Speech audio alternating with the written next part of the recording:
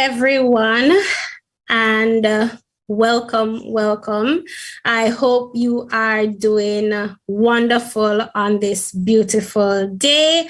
My name is Ashalee Bingham, and it is truly an honor to be able to share with you this afternoon. But before I get into the meat of the matter, let me just introduce myself to you. So I am from the beautiful island of Jamaica, and I am the author and publisher of the book, The Lies I Told Myself.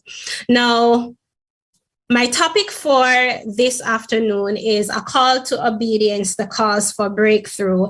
And I decided to venture off with this because obedience for me is the word that I'm using to guide me through 2022. And at first, when I thought about what I wanted to be my guide for this year, when I heard obedience, I was a little hesitant because obedience means giving over or surrendering yourself to God and allowing Him to lead your life, giving God your yes. And that can be a bit of a struggle, right? It can be something that is very scary because we really don't know how God will lead our lives or what He will do. We won't be able to exactly tell what it is that He will ask us to do or what it is that we will need to be obedient to.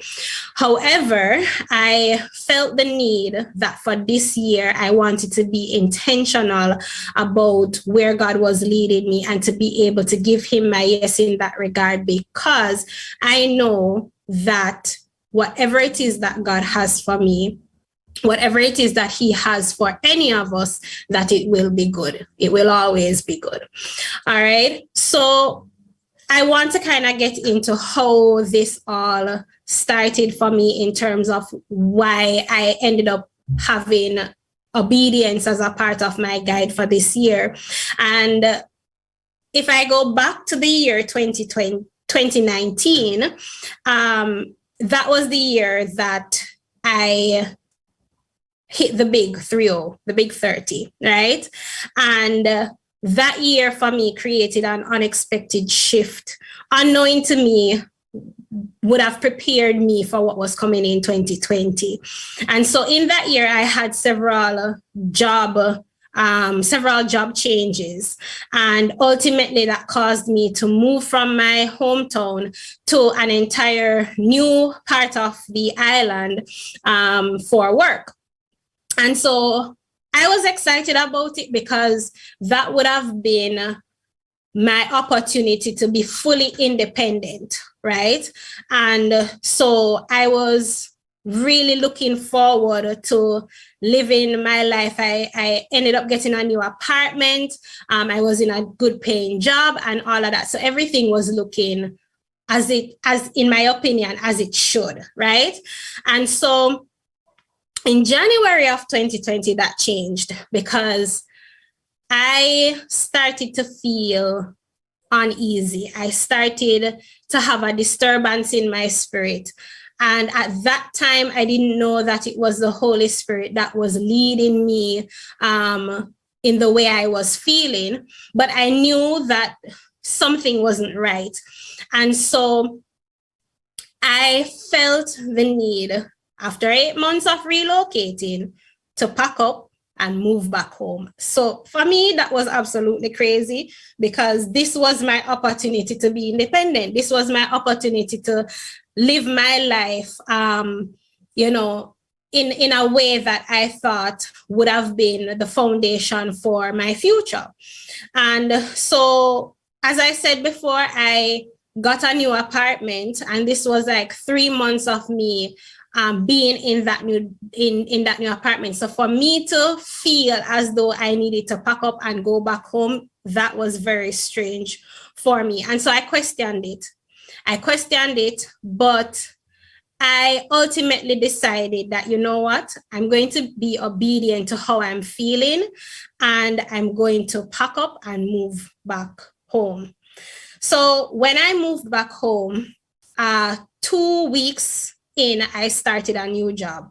So I felt as though, okay, I wasn't sure why I had to move back home. There were things that I used as reasons, but really and truly, I couldn't exactly pinpoint exactly what my purpose was for coming back home. But I started a new job and I felt like, okay, things must be settled now, only to feel as though something wasn't right just the same. And so within that time, it was the onset of the pandemic, and COVID-19 was detected in Jamaica. And of course, we were sent home. I was working from home for about a week, and then all of a sudden, I got a call to say that, hey, we have to lay you off. So in my understanding of it all, I felt as though that was the reason for me having to move from or relocate from where I was coming from because of the pandemic itself. So I use that as a comfort, so to speak, to say that, okay, God is doing something. I'm not sure what it is, but the fact that I am now here and everywhere is on lockdown, then this must be something that I really had to do. And I'm happy that I was obedient about it.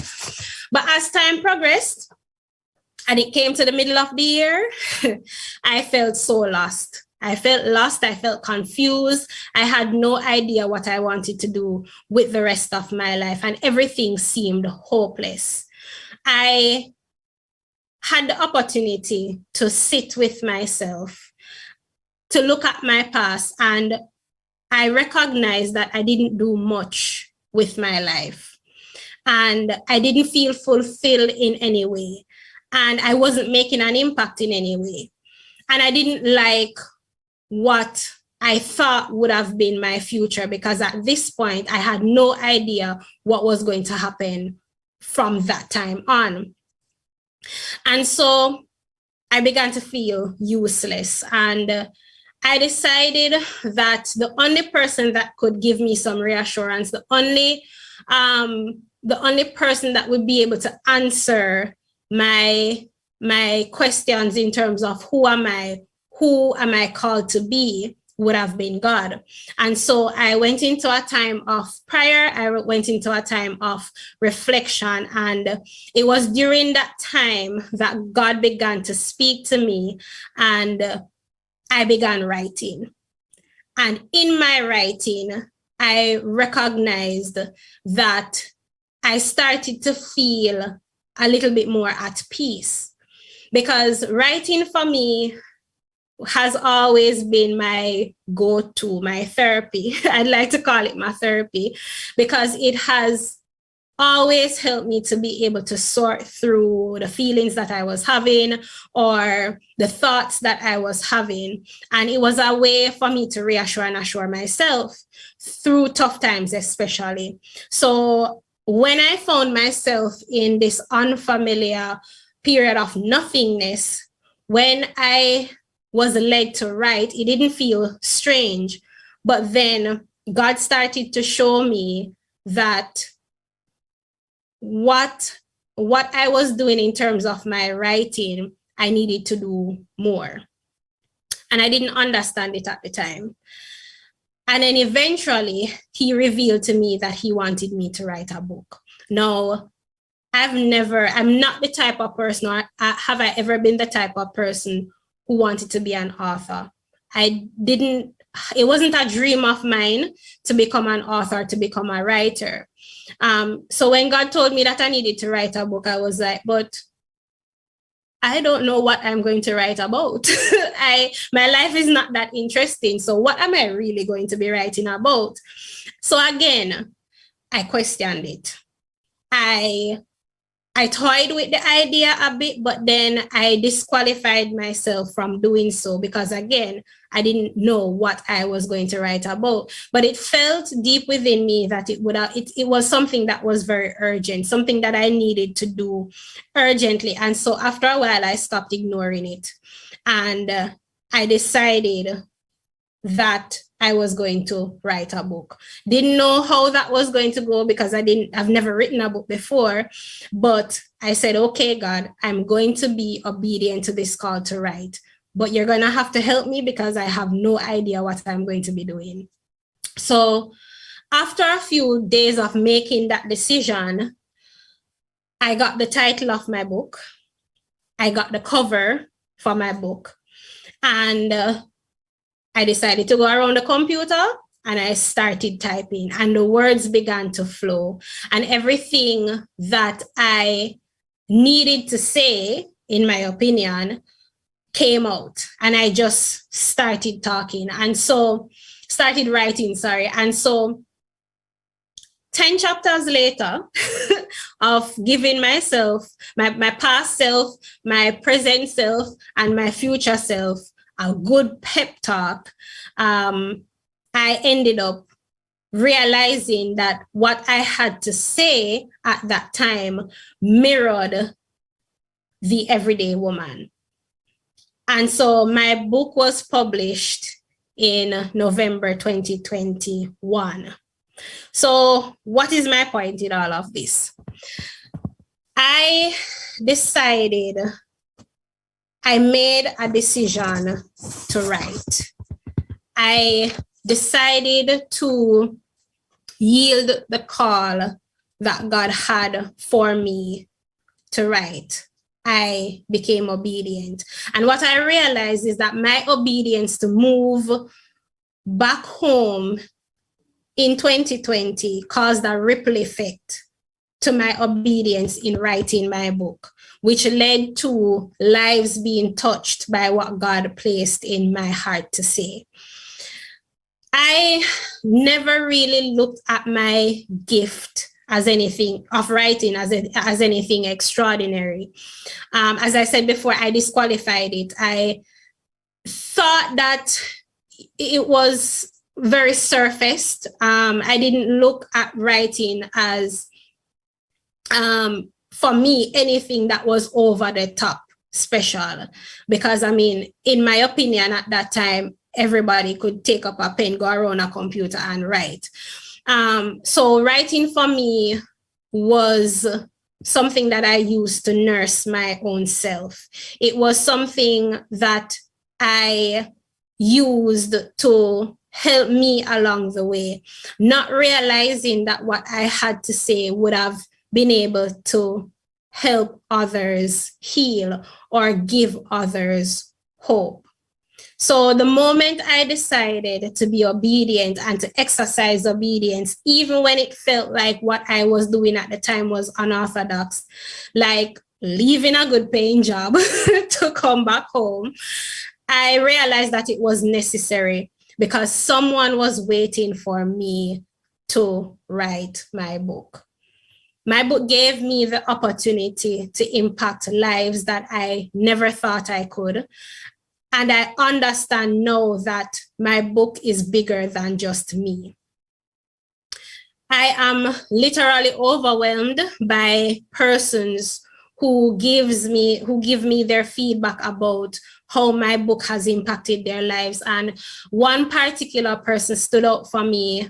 A lot of them stood out for me, but I hold on to this one because it felt so personal, because it was someone who I had worked with for a couple of years.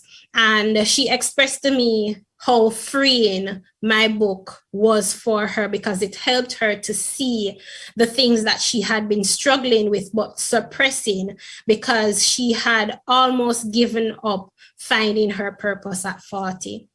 But after reading my book, she felt as though she had hope in being able to find out from God what it is that He wants for her life. And her story, I believe, echoes the sentiments of many other persons who have shared their hearts with me, because the stories seem to be very similar. And it became surprising to me because then I realized how similar or all of our stories can be. So when it is that we're in our feelings of loneliness or we are faced with a challenge or a struggle of any sort, we have to come to the realization that we are not alone in it. However, if it is that we don't speak up, if we don't share with others, then we won't be able to help each other in the way that really God has called us to be a shoulder to lean on for each other. So for years, I felt that I was unique in my situation, even though I know I wasn't the only one going through a tough time. I wasn't the only one that lost a job. I wasn't the only one whose finances were depleting. I wasn't the only one who felt lost. I wasn't the only one who felt stuck. But in that moment, that's how I felt. And I believe that my book has helped persons who have read it to be encouraged and to recognize that they are not alone and that they can break free from the things that holds them back from achieving their goals or their dreams or achieving who God has called them to be. So I was given the opportunity to put aside my worries. I was given the opportunity to take the light off of my problems for a few moments and be able to recognize that even though I was hurting, that other persons were hurting as well. And other persons needed a voice of reason. And I was being called to share my story, to share my struggles in order for other persons to be freed. And so I've realized that it's not always about us. Our experiences and what we go through, it's not always about us. And sometimes we have to recognize that we are called to be each other's keeper, to live a life that is obedient to God so that He can use us to be able to reach other persons. And so we need to not live so selfishly in our own little world, in our own little box, and saying, oh, poor me, right? We have to get to a point where we realize that our story can help to free somebody else. So I want to leave you with this. And I'm repeating it for emphasis, right? There is someone that is waiting for you to be obedient. We all have an assignment, but sometimes we get so distracted, we get so busy with our own lives that we don't slow down long enough to recognize what God has called us to do. Someone's breakthrough is tied to your obedience. I want to say this or ask you this question. What has God been asking you to do that you have been delaying? What has been tugging at your heart that you have been ignoring because it does not make any sense to you? Now is the time to allow God to use you so that you can carry out the mission that He has ordained for you. I made a decision to be obedient, and it has caused breakthroughs, and it has literally echoed the theme of this Everyday Woman series, and that is providing healing and promoting hope in ways that is far beyond me. And I look forward to whatever else God has called me to do in order to help others. But I want to charge you to look within yourself and recognize the things that God is calling you to do so that you will be able to heal others and to give them hope. It is absolutely an honor to be able to share with you and to show you that you too can play your part and make an impact in ways that is unbelievable, but you just need to be able to give God your yes. I want to thank you for being with me this afternoon, for listening. And I do hope that you continue to enjoy this Everyday Woman series. Have a blessed day.